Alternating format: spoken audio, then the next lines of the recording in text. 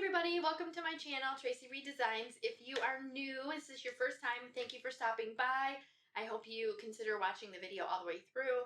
Also, I have a ton of other videos that if you like this one, maybe you'll consider watching those. And if you do like them, consider subscribing and also giving me a thumbs up. If you are already a subscriber, welcome back. In today's video, I'm going to be doing an open cup pour with some really bright neon colors. So let's go ahead and get started.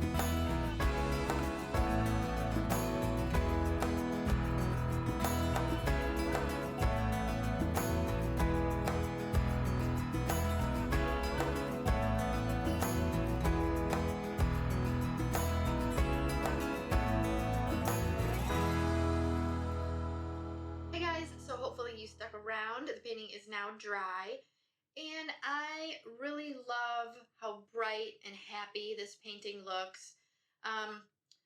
I decided to use a stick and just draw some lines through it to add a little bit of design to it. It pretty much kept the design. It got stretched out just a little bit, But overall, I'm really, really happy.